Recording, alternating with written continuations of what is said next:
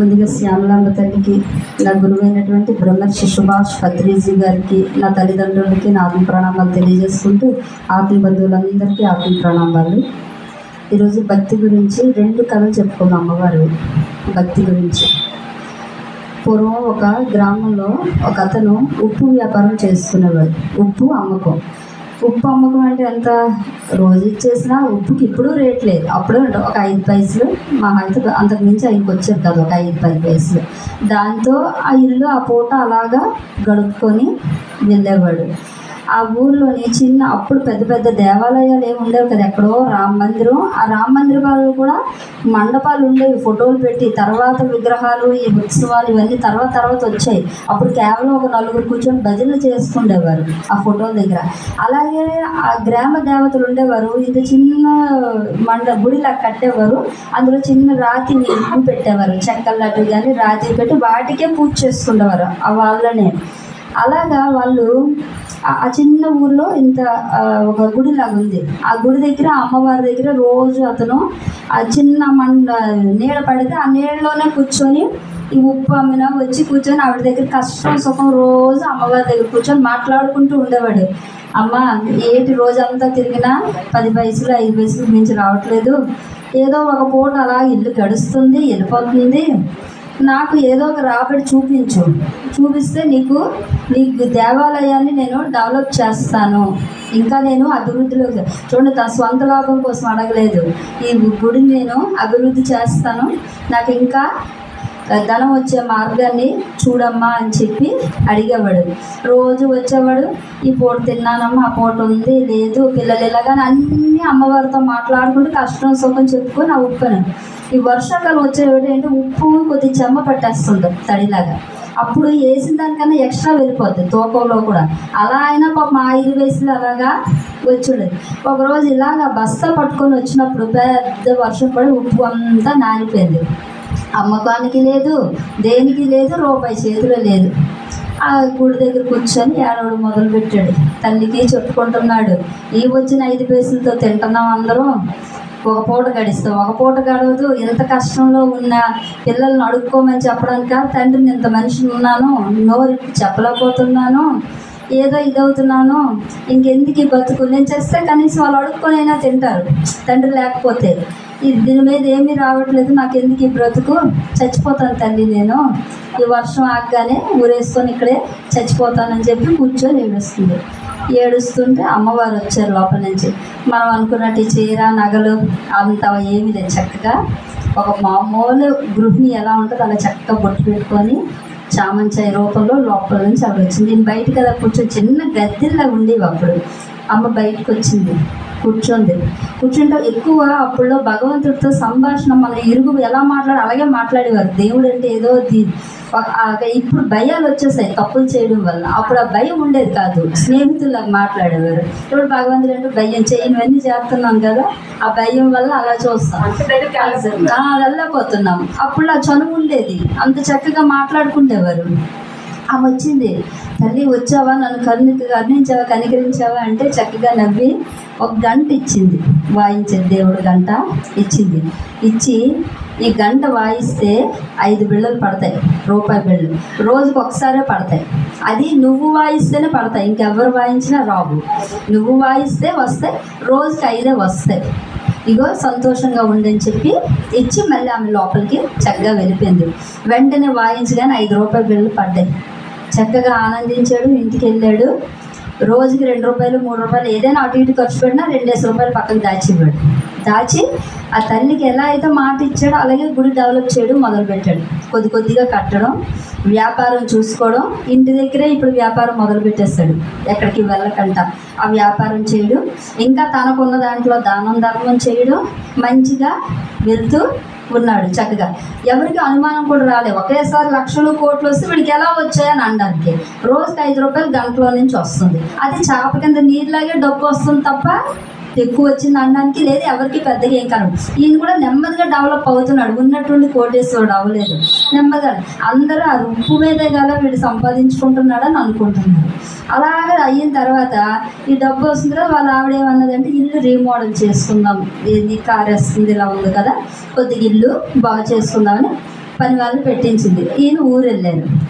ఈవిడేం చేసింది, అన్నీ సర్దుతూ ఇదేంటి గంట జంగు పట్టేసి పాడైపోయింది, కొత్త గంట తీసుకోవచ్చు అని చెప్పి పాత సామాన్లోకి ఆ గంట పడేసింది. ఇలా రాత్రి ఊరి నుంచి వచ్చాడు. తర్వాత రోజు పూజ చేసుకున్నప్పుడు చూసేసరికి గంట లేదు. గంట ఏం చేసావంటే, అదేందుకంటే ఆ గంట జంగు పట్టేసింది, బాగాలేదు, కొత్తది తీసుకోవచ్చు అని పాత సామాన్లోకి వేసేసాను. ఆ పాత సామాన్లో ఆ ఊరి చివరి సామాన్ అంతా కొన్నాడు. ఉండేసరికి పరిగెట్టాడు ఆయన దగ్గర. మా ఆవిడ నిన్న గంట పడేసింది కదా, అది ఇయ్యు. వీడికి డౌట్ వచ్చింది, గంట కోసం వచ్చాడేంటి అంటే అందులో ఏదో ఉందన్నమాట. గంటలో ఏదో ఉంది, లేకపోతే గంట కోసం వెనక్కి రావడం ఏంటి, వీడు బాగానే ఇప్పుడు బాగుంది కదా అంతా, ఇంకో గంట కొనుక్కోవచ్చు కదా, అది ఇది జంగు పట్టేసి పాత దీనిలాగా ఉంది, దీనికోసం వచ్చాడంటే ఏదో ఉంది. ఉన్నా సరే లేదు, ఎక్కడో పెట్టేస్తాను. లేదయ్యా, అది మా పూర్వీకుల నుంచి వస్తుంది, అది మాకు చాలా చాలా సెంటిమెంటు, ఆ గంట ఇమ్మని ఎంత అడిగినా లేదంటే లేదు. ఎందుకు అంత అడుగుతున్నావు, ఏముంది అందులో అని పట్టుకున్నాడు.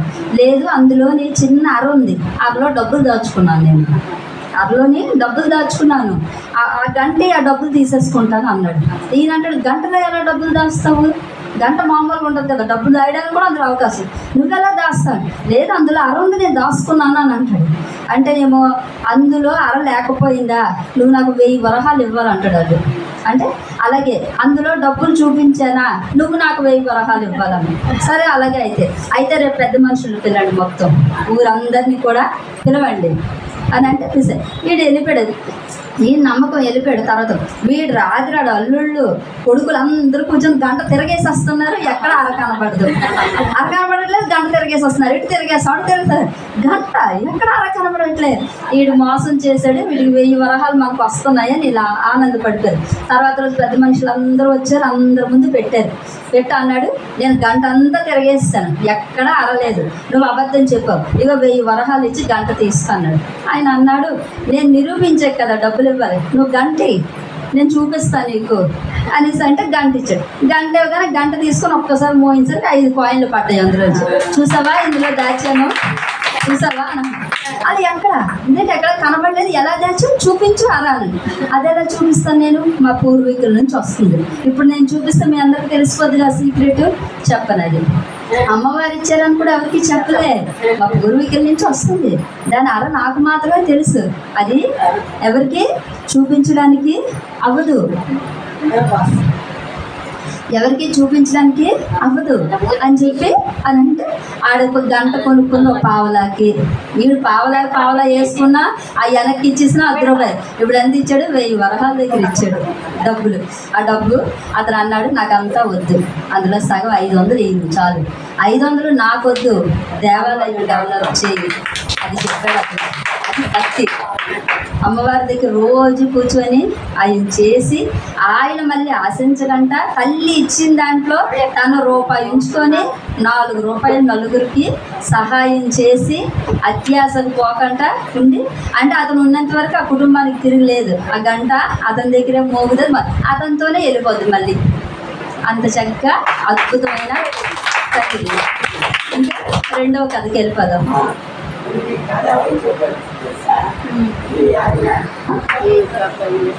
అలాగే పూర్వం గ్రామాల్లోని ఒక 5 ఇళ్ళు 6 ఇళ్ళు, ఇంకా కొండ ప్రాంతంలో అయితే మరీ అన్నమాట, కొద్ది పట్టణం అని చెప్పుకునే దగ్గర 12 ఇళ్ళు 15 ఇళ్ళు 30 ఇళ్ళు అలా ఉండేది. బాగా దూరం కొండ ప్రాంతాలు 5-6 ఇళ్ళు ఉండేవి అనమాట. వాళ్ళు ఏంటి, పండించుకున్న కూరలు వాళ్ళు ఇచ్చి మళ్ళీ వాళ్ళకి కావాల్సినవి దిగుమతిలాగా ఇచ్చి తెచ్చుకొని ఆ సరుకులతోనే బ్రతికి వరాలు అలబడు. వాళ్ళకి కూడా ఈ మరీ పూర్వకాలంలో ఈ రామాలయాలు కూడా ఏమి ఉండేవి కాదు, అంత ముందుకు వెళ్తే ఏమీ కాదు, ఎక్కడ ఒక చెట్టుకో ఒక పుట్ట ఏదో అలాగా చేసుకుండేవారు. అలాగా గ్రామంలోని ఆ నది దగ్గర ఒకసారి తొంగలు కొట్టుకొని వస్తున్నాయట, బోల్డ్ తొంగలు. అవి ఏంటంటే ఒక చింతది ఆ తొంగ పెద్దది కొట్టుకొస్తే అవన్నీ తీసి పక్కన పెట్టి దాన్ని నానబెట్టారు కొన్ని రోజులు. అది నానబెట్టి తీసిన తర్వాత అది బాగా ఎండిన తర్వాత దాన్ని కొట్టి అవి అమ్ముకుంటే వాళ్ళకి వస్తాయట. అలాగ అందులో తొంగ బాగా నానబెట్టారు. నానిన తర్వాత తీసి బాగా ఎండబెట్టిన తర్వాత అది ఒక్క వేటు ఇలా కొట్టేసరికి పైది మాత్రమే ఊడింది, లోపల ఏంటి చెక్కు చెదరకంట ఉండి పై తోలు మాత్రమే అది ఊడింది. ఊడిన తర్వాత అది ఎందుకో ఇలా పక్కకు పడిందట. పడేసరికి కొంతమంది ఆ కింద కూర్చొని పడుకొని ఉన్న వాళ్ళకి 2 కళ్ళు ఉన్నట్టు కనబడ్డాయి. అరే చూస్తుందిరా అని అన్నారు. అంటే నిల్చొని పెట్టేసరికి అందరికీ దానికి 2 కళ్ళు ఉన్నట్టు మనల్నే చూస్తున్నట్టు అది కనిపించిందట. అరే ఇది మామూలుది కాదురా, అమ్మవారి శక్తిలాగా ఉన్నది, అమ్మే చూస్తున్నట్టుంది అని చెప్పి ఆ చెరువు పక్కనే ఒక ప్లేస్లోని తొంగ పెట్టి దాన్ని లోపలికి పాతి దానికి రోజు ఇంకా పసుపు రాసి బొట్టు పెట్టి జేజీ అని పిలవడం మొదలుపెట్టారు. మళ్ళీ వర్షం పడితే ఎక్కడ అది నానిపోద్దనో దానికి కమ్మలతో ఒక ఇదేసి దానికి రోజు అక్కడ ఉన్న గూడెం ప్రజలు దాన్ని అమ్మవారిగా దండం పెట్టడం మొదలుపెట్టారు. ఆ మార్గంగా ఒక బ్రాహ్మణుడు రోజు వెళ్తూ చూశాడండి. ఆయనకు కూడా చూడగానే ఎందుకు ఆకర్షితుడయ్యాడట. దాన్ని చూడగానే ఆయన కూడా ఆకర్షితుడయ్యి వచ్చి బ్రాహ్మణుడు కదా 4 మంత్రాలు తెలుసు, కూర్చొని పూజ చేయడం. వీళ్ళు అన్నారు సర్లే రోజు బ్రాహ్మణుడు వస్తున్నారు పూజ చేస్తున్నారు అని చెప్పి వీళ్ళు ఆయనకి భోజనం పెట్టడం మొదలుపెట్టారు. బ్రాహ్మణుడి కింద పూజ అంతా అయిపోయిన తర్వాత ఆయన తినేసి ఆయన వెళ్తారు. అలాగా ఒక 12-13 సంవత్సరాలు ఆ బ్రాహ్మణుడు చేశాడు. ఈ కోయి వాళ్ళు మామూలు పసుపు కుంకాలు వేసుకుంటూ ఉండేవారు, ఆయన వచ్చి ప్రసాదం పెట్టి ఆయన చేసుకొని వెళ్తూ ఉండేవాడు. ఇలా 12-13 సంవత్సరాలు గడిచేసింది. ఒకరోజు బ్రాహ్మణుడు వచ్చినప్పటికీ అక్కడ ఒక గుర్రం కట్టేసి ఉందట దూరంగా. ఈ చెట్టు దగ్గర ఒకడు ఇంత ఆకారం వేసుకొని అంత ఎత్తుండి ఉన్నాడు. ఈయన చూస్తున్నాడు. ఆయన చూస్తే అర్థమైపోయింది బందిపోటు దొంగలు అనమాట. వాడు ఏం చేశాడు, వాడి చేతిలో ఉన్న గొడ్డలు తీసి అది ఆ తుంగ నరికిపోయాడు. వాళ్ళు మూర్ఖంగా ఉంటారు, ఇది అమ్మవారు, ఇది వాళ్ళకి అనవసరం అవన్నీ. ఎందుకంటే కొంతమంది దైవాన్ని నమ్ముతారు, కొంతమంది చూడరు దైవాన్ని. అందులోనే వాడికి ఆ రోజు ఏం దొరకలే. ఈ తొంగైనా తీసుకెళ్ళి కొట్టేసి అమ్మేసుకుంటే డబ్బు వస్తుంది ఏదో ఒకటి, అది కొట్టేయడానికి పెట్టేసరికి ఆ లోపల నుంచి ఒక స్త్రీమూర్తి వచ్చింది. లోపల నుంచి చక్కగా ఒక స్త్రీమూర్తి బయటకు వచ్చి నాయన కొట్టికిరా, నీవు నన్ను చూడలేకపోతున్నావు కానీ ఇక్కడ ఉన్న వాళ్ళందరూ నన్ను దేవుడిగా భావిస్తున్నారు అంటే చైతన్య శక్తి. నేను అదే చెప్తాను. ఆ తొంగి వెళ్ళిపోయినా ఇది ఉంది కానీ అందులో ఉంది అని వాళ్ళు నమ్మారు కాబట్టి ఉంది, కనబడ్డది, నిజంగా వచ్చింది శక్తి బయటికి. వాడు చూడలేదు, తెలీదు, వాడికి ఇచ్చింది. నువ్వు కొట్టేయకురా, వీళ్ళందరూ నన్ను నమ్ముకొని చేస్తున్నారు పూజ, నువ్వు నన్ను కొట్టేయకు, నీకు కావాల్సిన డబ్బేగా, ఇంత మూట తీసి ఇచ్చింది. ఈ బ్రాహ్మణుడు చూస్తున్నాడు దూరం నుంచి. వాడు ఆ మూట అందుకున్నాడు, వెళ్ళిపోయాడు. ఈ బ్రాహ్మణుడు 12 ఏళ్ల నుంచి చేస్తున్నాను, ₹1 నాకు ఇవ్వలేదు, వీడి గొడ్డలు ఎత్తగానే ఇచ్చింది అమ్మ అని చెప్పి పూజ సామాన్లన్నీ తెచ్చాడు. అవన్నీ పక్కన పెట్టేసి గొడ్డలు తీసాడు నరికీయడానికి. అనేసరికి ఒక గంట, కొన్ని వేల గంటల శబ్దం ఎంత చేస్తుంది, అంత శబ్దం చేసింది. 1 గంట చేసి పిడుగు పడినప్పుడు ఏ మెరుపు వస్తుంది, ఆ మెరుపు కళ్ళ ముందు పేరింది. పెద్ద మెరుపు వచ్చేసరికి కళ్ళు పోయేసరికి అప్పుడు అమ్మవారు బయటకు వచ్చారు. కళ్ళు పోయి అమ్మవారిని చూడలేడు కదా, అమ్మ బయటకు వచ్చింది.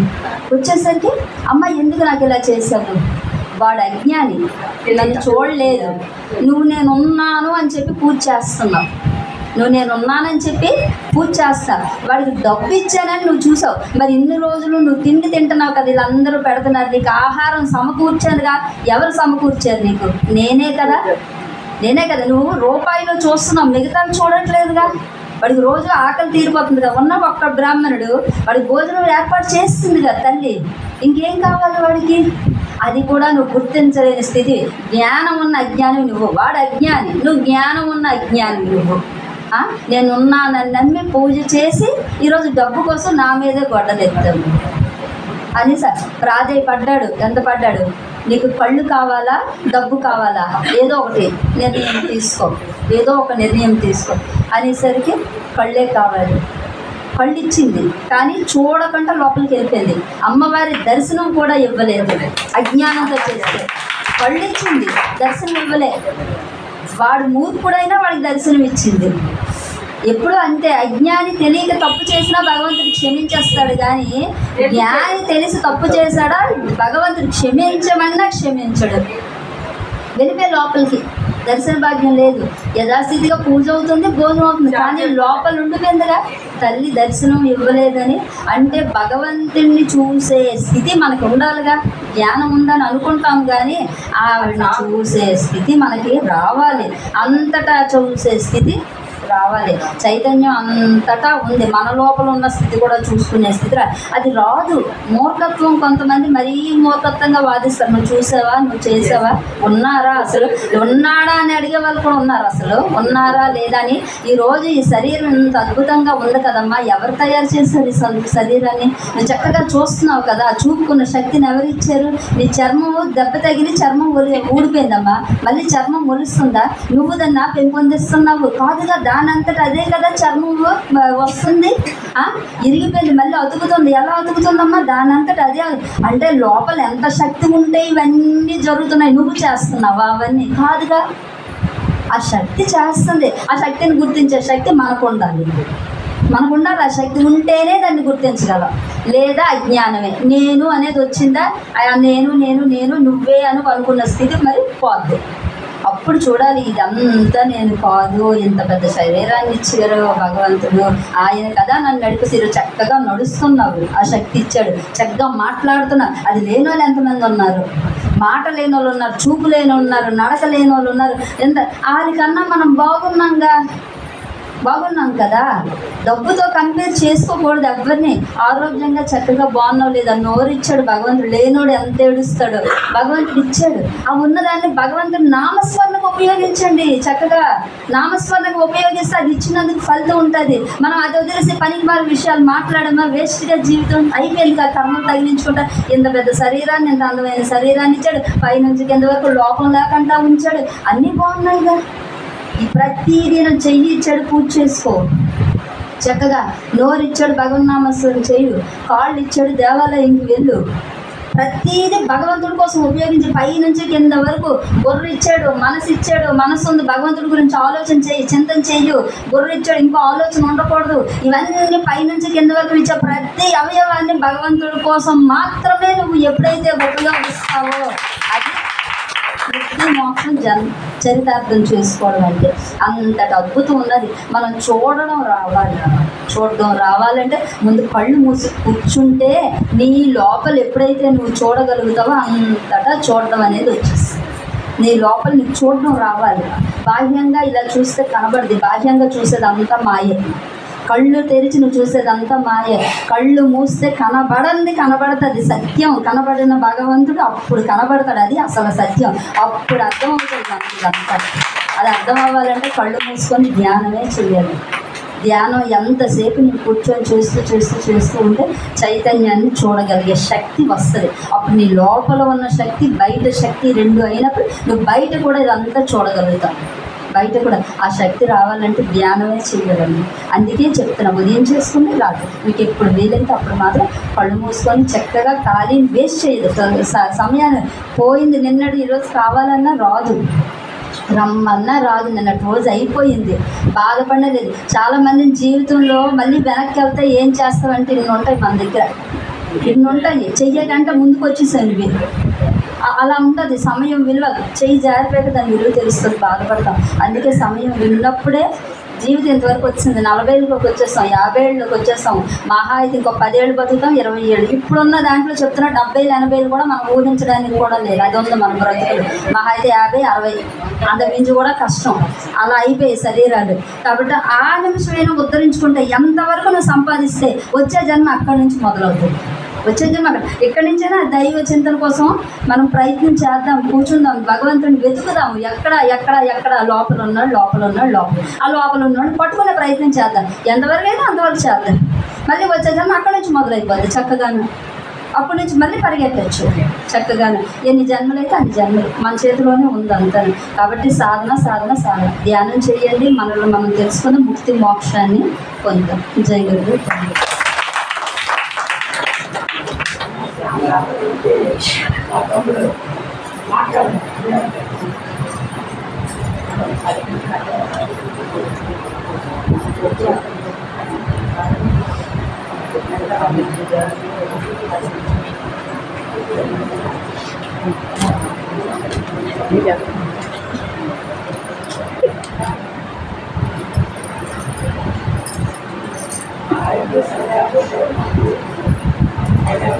ఆంటీ ఎలా పెట్టాలో అలా పెట్టాలి.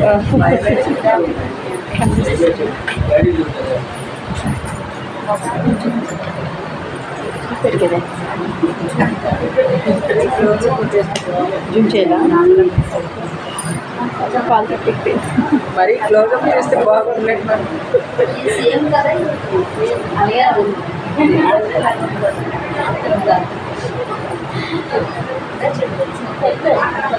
నిన్న అడిగినప్పుడు అక్కడ అవ్వలేదు. టైం అయిపోయింది కదా.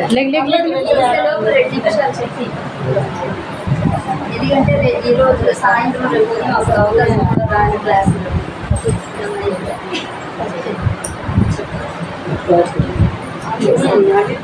చిన్న మేడం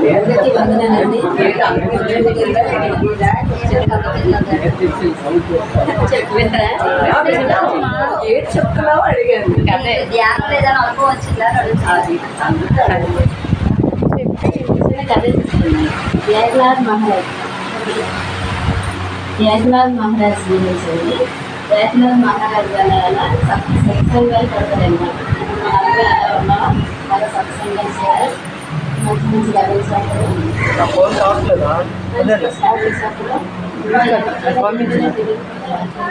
పంపించినారు యూట్యూబ్లోకి వెళ్ళిపోతుంది.